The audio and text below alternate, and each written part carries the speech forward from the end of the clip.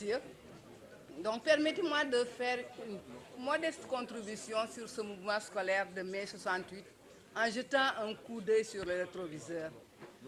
Lorsque nous quittions le mardi 28 l'AG du stade du 28 février, il était convenu que nous, étudiantes du camp Claudel, devions le lendemain rejoindre le pavillon A très tôt.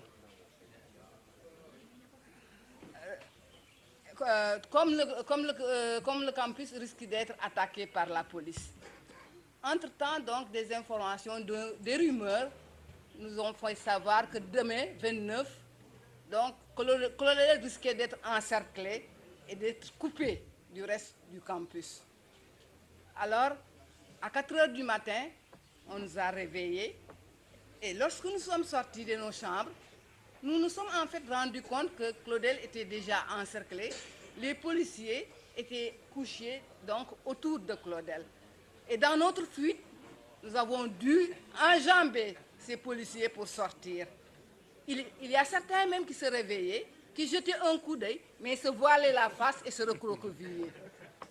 Ainsi, nous avons pu regagner donc le campus pédagogique.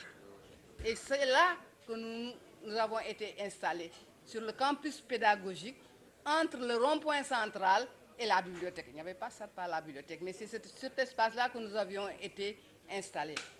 Et nous avons reçu des bouteilles et du coton, des bouteilles pour lutter contre les gaz lacrymogènes et soigner les éventuels blessés. Devant nous, donc, s'étaient installés les garçons jusque vers la corniche, derrière les barricades. Donc, arrivés là, nous nous sentions vraiment gonflés et nous étions prêts à lutter, à nous battre. Mais avec quoi? Avec quelle arme? Des pierres. Mais nous étions prêts. Vers 9 heures, nous avons entendu des tirs venant du côté de l'IFAN.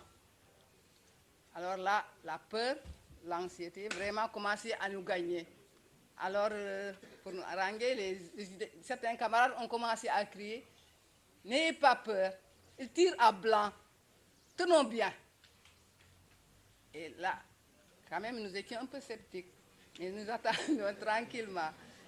Et tout d'un coup, on s'est rendu compte que les barricades avaient cédé. Et ce fut l'assaut. En rang serré, les policiers venaient sur nous. Les pierres pleuvaient de partout, mais ils ne pouvaient pas les arrêter. On sentait qu'ils ne voulaient pas encadrer notre manifestation, mais qu'ils voulaient casser de l'étudiant. Alors là, quand même, à un certain moment, la peur a gagné tout le monde et nous savons que les forces étaient inégales et que nous n'avions qu'une chose, prendre les jambes au cou. Nous avons tous détalé et chacun a cherché son refuge. Et nous nous sommes retrouvés dans les laboratoires de la fac de sciences. Et c'est de là, donc, à travers le rideau, que nous pouvions observer tout ce qui se passait sur, en fait, le champ de bataille, qui était jonché de toutes sortes de détritus. Les sacs, les pierres, les bouteilles, le coton, tout, on avait tout perdu. Et on ne voyait que les policiers qui tabassaient en fait toute personne qu'ils rencontraient, aussi bien les filles que les garçons. Donc ils s'acharnaient vraiment sur nous comme, on ne sait comment, on nous tabassait vraiment comme il fallait. Et de là aussi, on voyait sur le toit du pavillon A que le pavillon était, était couvert de monde, d'étudiants, devrais-je dire. Et tout le monde s'accrochait à un pan du pavillon A pour ne pas descendre. Tout d'un coup, deux hélicoptères sont venus en renfort. Et ils ont commencé à repérer les groupes d'étudiants. Dès qu'ils trouvaient une zone où il y avait un groupe d'étudiants, ils tournoyaient autour de ces zones et les policiers accouraient et venaient prendre ce groupe d'étudiants en les embarquant de force dans des camions et toujours en les tabassant. De l'autre côté qui descendait vers le canal, et nous sommes descendus par l'échelle, sous les yeux, donc sous le nez des policiers. Là, ils nous ont pris pour des visiteurs, donc on discutait tout tranquillement avec la femme du gardien. Et c'est ainsi qu'on a pu atteindre la gueule tapée, nous déshabiller et rendre les vêtements. Donc c'est ainsi qu'en fait nous avons pu échapper oui, cet enfer. Parce que là, nous avions très faim. J'ai eu de la chance, ma famille m'a cherché et je suis tombée sur un ami donc, qui m'a ramené à Ouakam. Et c'est en ce moment que j'ai su que, donc c'est là que se trouvent mes camarades. Et je demandais, mais où sont les filles? Surtout qu'il y avait une dame qui était enceinte, qui était avec moi. Où sont ces filles? Alors ils m'ont dit, ils sont au commissariat central. En fait, là, je me suis rendu compte que les policiers avaient fait vraiment un travail. Je ne dirais pas les forces de l'ordre, mais c'était des forces de répression.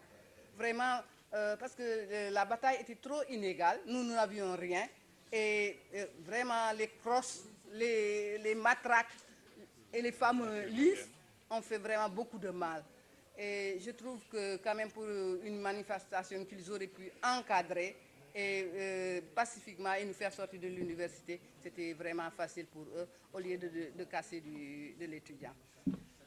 Ensuite, j'ai eu de la chance, j'ai eu l'occasion après 68 d'aller en Allemagne. Parce que j'ai l'impression que ce mouvement a été plus ou moins minimisé ici. On n'avait pas pensé que... Parce que, en fait, pourquoi ce mouvement? Ce boom démographique dont on parle, pour qu'on ne puisse pas disposer de bourses entières, c'était quelque chose, en fait, de prévisible. Parce que nous, moi j'étais en 6e, donc nous sommes les enfants de l'indépendance. À l'indépendance, nous étions en 6e.